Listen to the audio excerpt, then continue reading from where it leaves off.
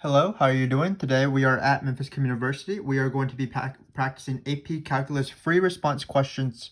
And today we are going to be doing difficulty 7 out of 10 of the area and volume playlist. This is when it gets, of course, pretty hard. So this is actually going to be our last exclusive AB video. I would suggest that if you are an AB, you do watch at least difficulty 8 and 9 because those two would still be helpful, even if the last section of those questions are going to be on the BC exam only. But this is, all of this free response question will be on both AB and BC. We also are going to be losing the use of calculator from now on because we are in these sort of harder difficulty levels. And when you have no calculator, that means, of course, you have to do integrals by yourself and things like that. Before we get started, I would suggest maybe watching the first 6 difficulties just to get a gauge of what's going on. I'm not going to try to explain everything over again. I'm just going to try to highlight some of the reasons why this one is a little bit harder and things like that. So we will be going fairly quickly, I think, through some of the parts, but I am excited to get started. So let's go. So here we have this region R. It's bounded by this square root function right here. Hopefully you can see that. And then it's bounded by this line, this negative slope line right here. So the functions themselves are not too bad, but we don't have a calculator, so we are a little bit happy that we can just take integrals, hopefully by hand pretty easily. And then, so here's my graph. It does go through the point 5, 2. And we're just going to answer some questions about area and volume. So let's get started. So the first question is, of course, going to be find the area of R. So I'm going to bend this paper. We have we're working with high technology, high production value in this video. So let's look at this picture right here. So the problem with doing area in this case is sort of an argument that I've been talking about throughout the videos, which is the issue of top minus bottom changing. So for example, if I draw this picture fairly quickly again on the side, so let's draw it right here. So hopefully you just get a basic idea what this function is. This one is square root of x minus 1, and then this one is the line negative 1/2 x plus 9/2. This was the point 1, 9, and 5. Okay, so I don't need to look at this picture anymore. So the problem with doing area in this question, area, of course, is not the hardest thing in the world.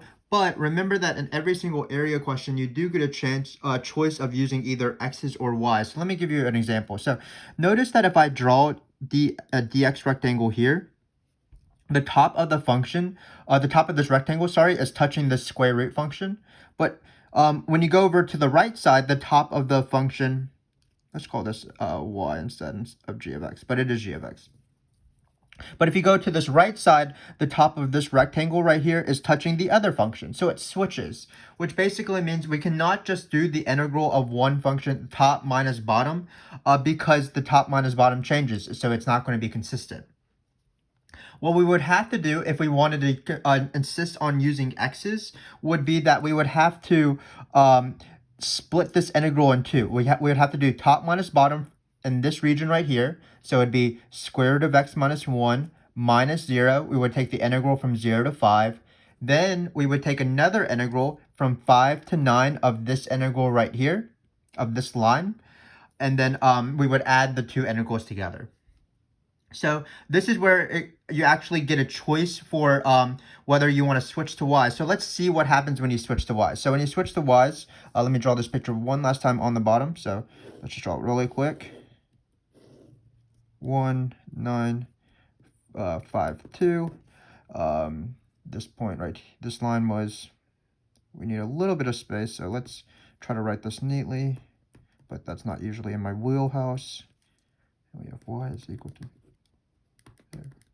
So let me instead of drawing a dx rectangle, let's draw a dy rectangle and see what happens. So a dy rectangle is the same thing as a dx rectangle, except that it's horizontal. So it looks like this. And notice the great thing about this dy rectangle. What's great about it is that no matter where I draw this rectangle, the right of the of the rectangle is always this line, and the left of this rectangle, so like over here, for example, the left of this rectangle, no matter where you draw the rectangle, is the square root function. So here, if we are able to change everything to y's, we would only have to do one integral as opposed to two integrals with the x's. Because with the x's, everything is top minus bottom, including when you start doing the volume questions, of course.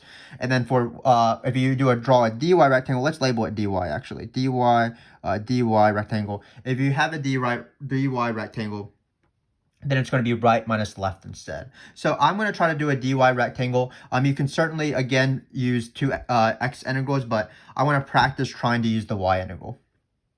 So before we use the y integral, what we have to do is we have to convert these two functions right here to be in terms of y, so that when we plug it into the integral, we will only have y's. So for example, what you need to do is you need to solve for y. So in this case, what should we do first? Well, we should square it to get rid of the square root, and then we're going to add 1. So in this case, this equation is the same thing as y squared plus 1. Again, I squared both sides, and then it was left with y squared times equals x minus 1, and then I added the 1 over. I'm going to do the same thing here. I'll do this in multiple steps because it looks a little bit harder. So first off, I'm going to, again, try to isolate x, which means that I'm going to have to get rid of this fraction and get rid of this 9/2. I'm going to try to have x is equal to something. So what I'm going to do is I'm going to multiply by -2 to get rid of this negative and the 1/2 in one single go. So it's going to be -2y equals x minus 9. Be careful because I'm multiplying this by -2, so the 2's will cancel and then it will become a minus. And then we're almost done. We're just going to bring the 9 to the other side, so it's going to be 9 minus 2y. Hopefully you can see that on the very edge. So this is a necessary step whenever you are changing anything to y's. So now I'm ready to set up the integral. So the integral, again, is going to be right minus left instead of top minus bottom because we're dealing with a dy rectangle. If you want to, you can watch my overview of all area and volume for types, and I talk about this sort of idea of doing top minus bottom or right minus left and things like that. So we're going to have dy here. I like to write dy here. A, it's important, but B, it reminds me everything has to be in terms of y. So what are we actually integrating? So we're going to do right. So let's be careful with parentheses. So this right one right here, if you can tell with my handwriting, is 9 minus 2y. And then what's the left function? The left function is going to be minus y squared plus 1. Again, I'm being careful with parentheses. Right minus left. And then also be careful with the points on the integral. So we do have to choose points to be placed on the integral. And because everything is in y's, we're going to put the y coordinate. So what's the bottommost y coordinate? Well, it's going to be the y equals 0 because it's the x-axis. And then what's the topmost y coordinate? It's going to be 2. So this integral is going to go from 0 to 2. And this is the setup of the area. So my next step will be anti-differentiation to find this integral value actually. But what's more important and what I want you to focus on is just setting up this integral of right minus left to find this area. And I believe it's a little bit better because you don't have to do two separate integrals. And these integrals might be slightly harder than the integral we're about to do. Just keep in mind, though, that some people prefer actually doing two separate integrals because then they don't need to change these y functions to x functions. So let's do the integral now. So we don't really need to look at the picture anymore. We just need to do this single integral. So before I take the integral, it looks like I can simplify a little bit on the inside of this integral. So I'm going to get 0 to 2 still. And then I like to write my biggest exponents first, so it looks like I'm going to have a negative y squared, and then a minus 2y, and then 9 minus 1 is equal to 8, of course. So this is going to be my integral. And then now it's time for the, so this should be dy, because we're doing everything in y's. Great. So now we're ready to use the power rule. So let's do this quickly. The antiderivative of negative y squared is negative y cubed because you add 1 and flip the new exponent. This integral is minus y squared. If you want, the derivative of minus y squared is minus 2y. And then finally, it's 8y. and we're going to plug in 0 and 2. If you notice, plugging in 0 will be pretty lovely because you'll get zeros everywhere. So really, we're just plugging in 2. So it shouldn't be too bad. 2 cubed is equal to 8. So it's minus 8 over 3 minus 2 squared, which is 4, plus 8 times 2, which is 16, minus, of course, 0. So plugging in the top number, plugging in the bottom number. When I refer to top minus bottom, of course, when I'm doing the antiderivative, it has nothing to do with top minus bottom in terms of the integral. It just so happens to be there's sort of two top minus bottoms in these questions. Top minus bottom when I'm trying to set up integrals, and then top minus bottom using the fundamental theorem of calculus. But let's evaluate this last thing. So 16 minus 4 is 12. 12 is, I believe, 36 thirds. And 36 minus 8 would be 28 thirds. And we are done. So again, more important than the actual integral itself was setting up this area formula. And the area formula, again, is using the integral of right minus left. So you have to, the important thing is to remember everything has to be in terms of y's when you're doing right minus left. So for example, we had to change our functions to y's, and we also use y coordinates, so 0 and 2 on the integral itself. So that's a pretty tricky question, especially when you don't have a calculator. But it looks like most of this, the rest of this FRQ is going to be right but do not evaluate. So we might not have to do that many more integrals. So let's do this question right here. Right but do not evaluate an integral expression where we're doing rotations, and the rotation is about the x-axis. Again, let me quickly draw you what the picture looks like so we don't have to look at it. So it's going to be 1, 5, and 9. This line goes through 5, 2. This was y equals square root of x minus 1, and this was y is equal to negative 1/2 x plus 9/2. Great. So we're ready for this. So what's the difference between area and volume in terms of the procedure? Well, I think the biggest thing is the very first thing, choosing a dx or dy rectangle. So in area, you actually get a choice. You get freedom. Do I want to use a dx rectangle or a dy rectangle? And oftentimes in some questions, you can do both. And in some questions, it makes sense only to do a dx rectangle. Sorry about that. And sometimes it only makes sense to do a dy rectangle. But what's great about volumes is that the choice of dx or dy, whether you're going to use x's throughout the question or whether you're going to use only y's throughout the question, is dependent on the rotation axis. You do not get a choice. And in my opinion, in math, or at least for these calculus free response questions, free will is bad. I just want to be told to do something and I would do it. So here we're rotating about the line, the x-axis, which is horizontal. And remember that you always draw a rectangle that is perpendicular to that axis. So for example, in this case, it's going to be a dx rectangle. But notice when we draw our dx rectangle, we want to do a little bit of top minus bottom action. We want to draw our disk or draw our washer and just go for the integral. The integral will include a pi, of course. But if we draw this dx rectangle, which was forced based off the rotation axis, notice we're going to run into the same problem we had up here. The top minus bottom of these rectangles is going to change on the right side of the function. So if we have this rectangle right here, notice the top of this function is going to be square root of x minus 1. And then if I draw a rectangle right here, the top of the function suddenly becomes this other line.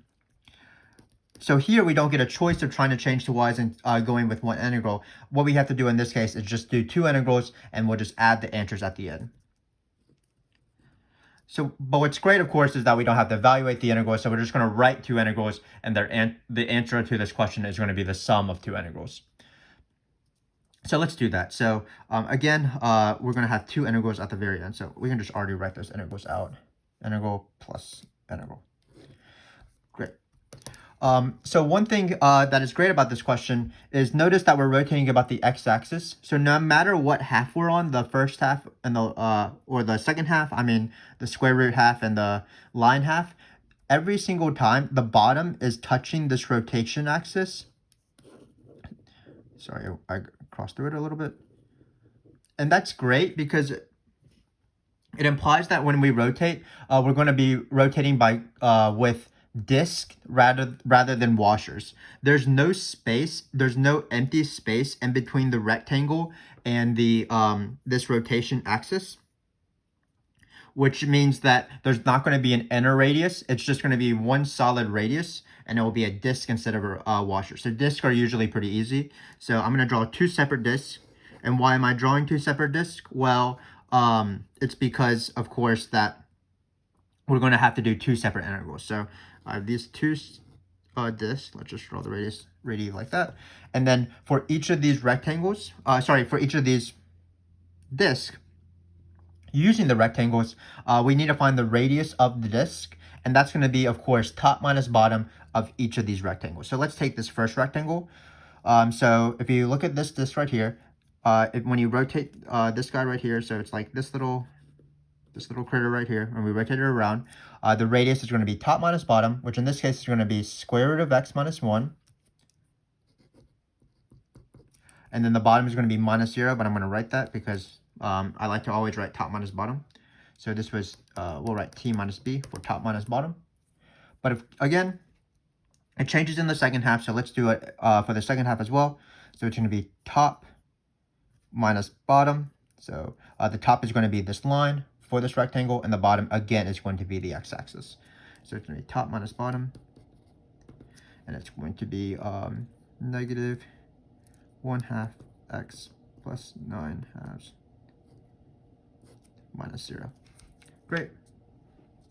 And now we're ready for to set up the integrals, and we're done. Because remember that anytime you draw the disk and the washer in this fashion, as I've tried to explain throughout this video series, you're ready for the integrals, and basically you will be pretty good when you do them because you have everything already set up.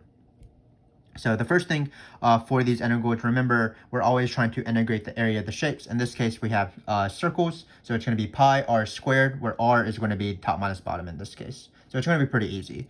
So for example, the first one is going to be pi times this thing squared.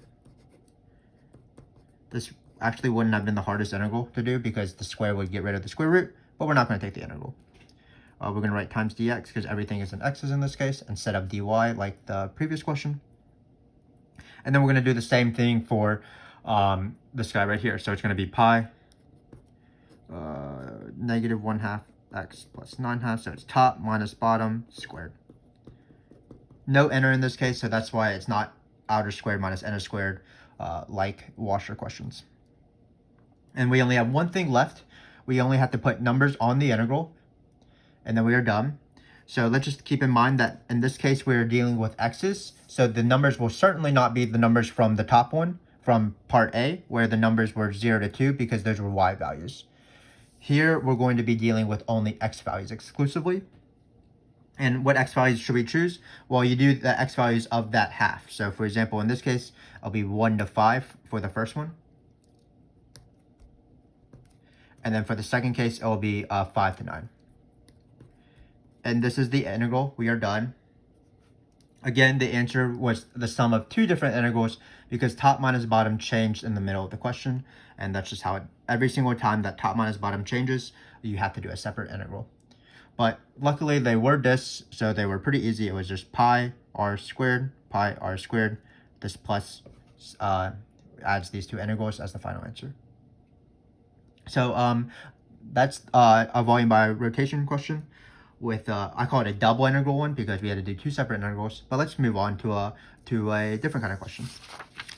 So this is another rotation question, but here we are rotating around the y-axis. So as I draw this picture again,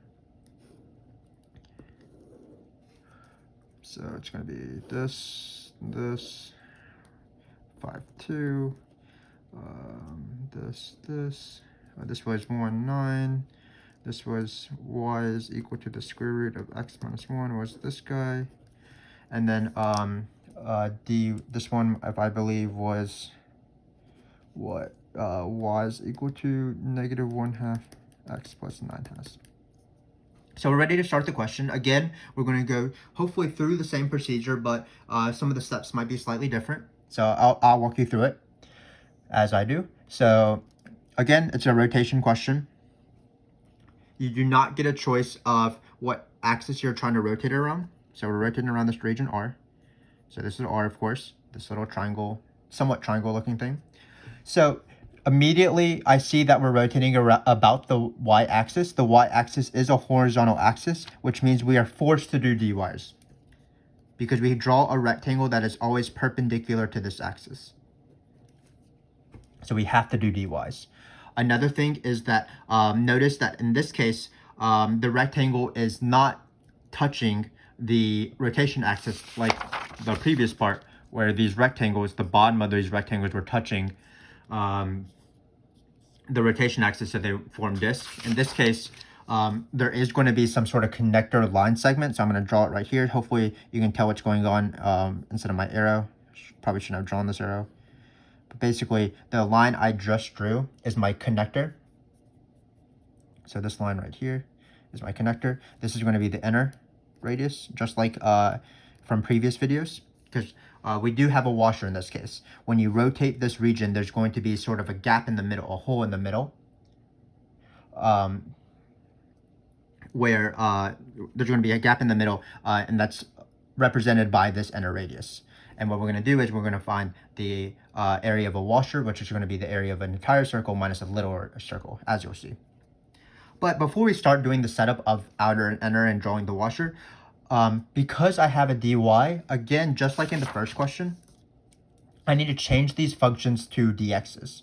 So for example, even if you had chosen to do dx's for the area question, because you just would rather do a double integral than the integral that I chose to do, in this case, for part C, you would have to do dy's, which means you would have to change these functions eventually.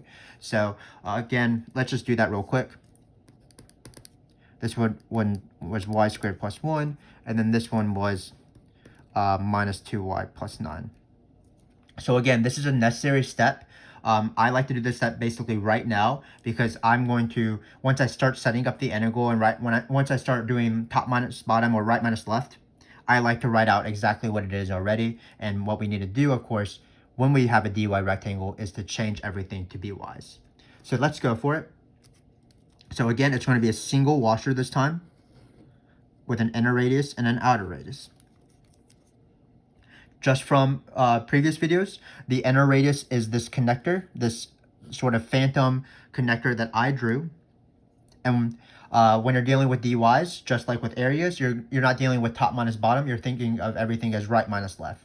Because if you tilt your head, sort of, then really, like if you tilt your head like this, I guess, the top minus bottom equivalent of dx's would be right minus left, because here's the top and it becomes the right, and then this is the left.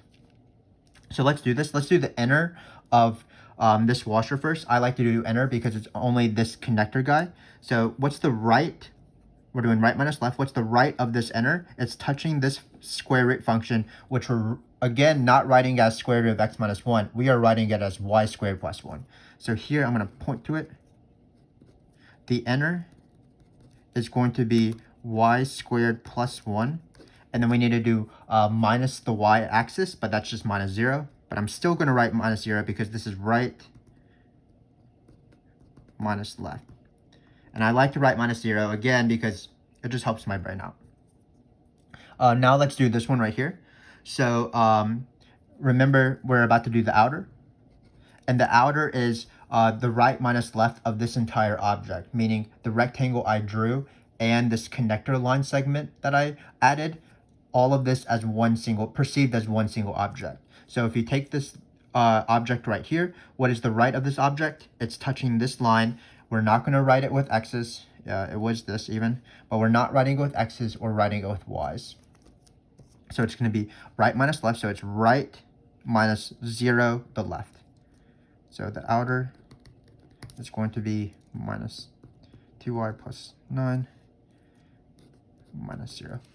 Great. So just take a little minute and pause the video if necessary to set this washer up, because again, this is the key step. Once you set up the washer, the integral basically writes itself. So this was right, but did not evaluate. So I'm going to go for the answer right now. I'm going to try to put it in this box. So volume equals Remember that washers have pi's. And I'll remind you that the formula, once you set it up, is going to be the outer squared minus the inner squared, because we're finding pi r squared, which is the area of this circle, and we're going to subtract off pi inner squared, which is the area of this little circle, to find the area of this like middle region right here. So it's, again, we'll write the formula out here on the side if you need it. It's outer squared minus inner squared, where O is outer, I is inner. So in this case, it's going to be 2y plus 9. It looks like I'm going to run out of room, so I'm not going to write minus 0 as I would like to. Obviously, the minus 0 really is just 0, so I'm just going to write squared. So this is outer. If you wanted to, you could put fix minus 0 inside this parentheses, but I'm running out of room. And then similar for inner. Inner is just going to be y squared plus 1 squared. Great. And then finally, we do need coordinates on the integral. That is not based off what rotation axis you are, only that what kind of axis it is. So for example, if we were rotating about another vertical line, the numbers would stay the same. The only important thing is that it's a vertical line, which means we drew this rectangle, which we're going to use y coordinates instead of x coordinates. So similar to the first question where we were doing area. If we have dy's, we're going to go from 0 to 2, because the y's range from 0 to 2 in this region. So we're done once we add those. And that's the area. That's the volume, sorry. So again, what I would be mindful of is take that first step slowly, choosing the dx or the dy rectangle, and that is forced based off the axis you are rotating on. And if you draw a dy rectangle, I recommend immediately solving the functions to be in terms of y, because you're going to need that eventually throughout the question. Once you've done that, then you form your washer similar to how you do washers when it's x's, but instead of top minus bottom for each of the inner and the outer, it's top right minus left.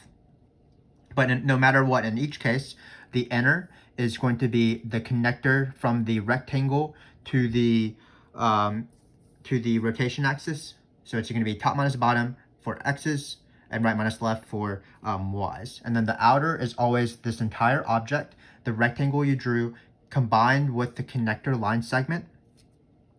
And then it's going to be top minus bottom of that entire object for outer, or right minus left of that entire object for outer if you're using y's. And then finally, you set up the integral. Don't forget your pi, and it's pi times outer squared minus inner squared. And then you put y coordinates or x coordinates depending on which rectangle you drew at the very beginning. So this last question is sort of a rare question.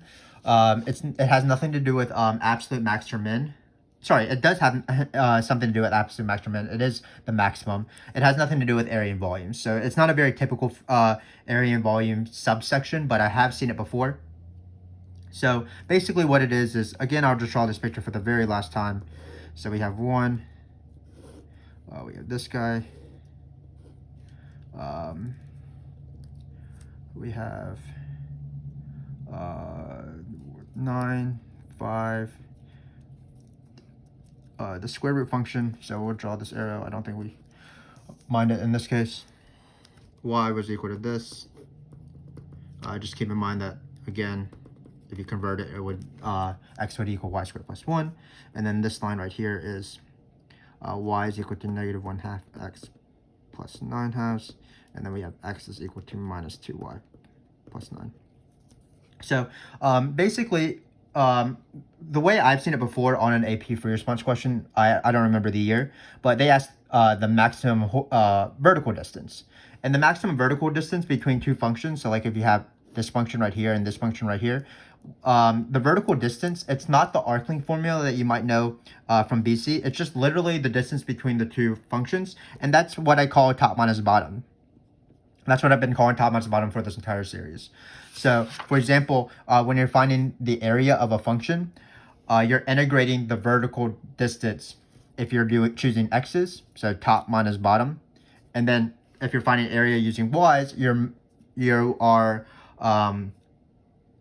integrating the horizontal distance. So in this case, the horizontal distance is just going to be right minus left. So right minus left, it's going to be right minus left. Because we're dealing with y's, it's nice to convert things. So let's find the maximum vertical distance. So again, the maximum horizontal distance. Again, the horizontal distance is just right minus left, and we're going to do the absolute maximum process, the closed interval method, if you want to watch a video on that we have on our channel. But we're going to do the closed interval process on the horizontal distance, which is right minus left. So if you've seen our videos on the closed interval method, I like to first write locate. So locate. So locating in this case is to find the horizontal distance. Again, it's just right minus left. So it's this guy right here minus this guy right here, because this is right, the line, left, the square root function, but in terms of y's. So it's going to be, we have to call it something. We'll call it dy for distance. So it's going to be minus 2y plus 9 minus y squared plus 1. Again, this was the function we were integrating in the first question, because to find that question, we were really integrating the horizontal distance between the functions, right minus left. Before we go to the second step, let's simplify this real quick. Remember that it's minus y squared minus 2y, and then 9 minus 1 is 8. Great. The second step is to find the critical points.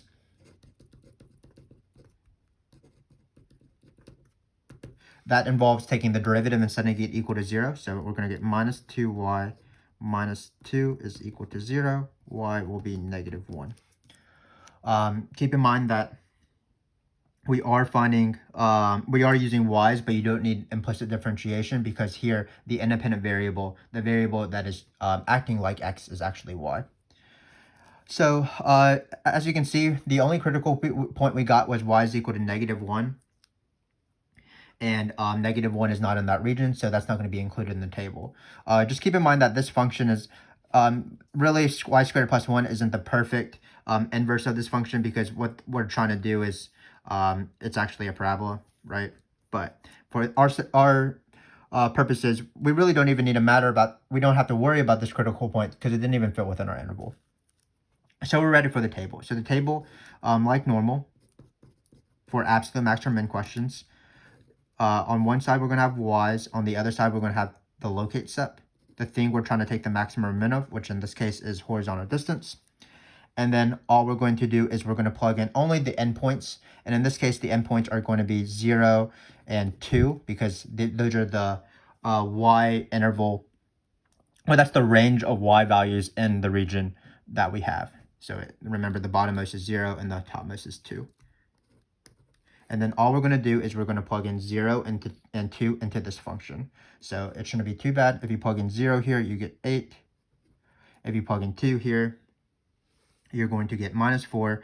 Minus 4 plus 8, you're going to get 0. So the max horizontal distance is 8. And if you look at the original question, finding the max horizontal distance between these two functions, if you just literally look at the graph, you'll notice that the max horizontal distance is going to be 8, because it's going to be like, when is this function farthest from this function in this region? Well, it's going to be at the bottom here. And it's just going to be 9 minus 1. But I still wanted to go through the entire process for you, because it might not be that easy if it appeared on the AP exam. So what I did is I located that we were going to do an absolute max or min question on an interval, because it's within this region. What that means is that it's going to be a 3-step process, or the closed interval method on absolute maximum on this function of horizontal distance. What I realized is that horizontal distance is merely right minus left, whereas vertical distance, which is the example questions that I've actually seen on the AP exam, is actually top minus bottom. So if you were doing vertical distance, you would be doing the same thing. You would write dx instead, and then you'd write top minus bottom. Top and bottom would be in terms of x's. Then you would take the derivative, set it equal to 0, and then draw this table where you'd be plugging in these x values into top minus bottom. But in this case, we did all of that with y's instead because we were finding the max horizontal distance. So we had to draw this rectangle, use these y's as normal, and then did the absolute maximum on this process of right minus left instead. So we took the derivative. This derivative gave us a critical point that was not within the endpoint, so we didn't have to include it in the table because we're only finding the absolute max within the region. And then we found out what our eyes were telling us, that the max horizontal distance of this region is on the x-axis from 0 to 8. Sorry, it's going to be 8 because it's from 1 to 9. It's when y is equal to 0 on the x-axis. But hopefully that was useful. This entire free response question was useful for you. We are slowly progressing to include almost every possibility that the AP exam has included on these free response questions of area and volume, where you have completed difficulty 7 out of 10. So we only have 3 more videos to go: difficulty 8, difficulty 9, difficulty 10. But again, what I would emphasize is just be careful when you have to use dx rectangles or dy rectangles when you're doing the area and volume question. For area, it's based off of a choice. Do I want to use dx's or do I want to use dy's? Your natural inclination is to use dx's, but if the top minus bottom of these dx rectangle changes, you might want to choose to do dy instead. When you're rotating about, when you have rotations questions for volume, that choice is fixed for you based off a given. If it's rotating around about a horizontal rotation axis, including the x-axis, you have to do dx's. If you're rotating about a vertical axis, you have to do dy's. The one question that was not included in this practice, which will probably appear later on as we finish off this series, again, is of course cross-sections, volume by cross-sections. Sometimes they don't have a volume by cross-section question because I don't think they think it's as important as the rotation questions. But similar with the volume by cross-sections, remember that one of the givens is what axis is the cross-section perpendicular to, and if it's perpendicular to the x-axis, you're going to choose dx's just like in this, and then if it's perpendicular to the y-axis, you have to do dy's, and all that entails, meaning you have to change all the functions to y's instead, and then you would also have to use y coordinates on the interval if that cross-section is perpendicular to the y-axis. But if you want to see more examples of that, of course, you can watch all of our videos on cross-sections and revolutions in our area and volume playlist, or you can continue watching the series. I would highly appreciate that. We are going to a harder difficulty. 8, 9, and 10 will be pretty tricky, but I believe in us. I believe that we can succeed in these area and volume questions. So thanks for joining me, and I'm going to be heading out. See you in difficulty number 8.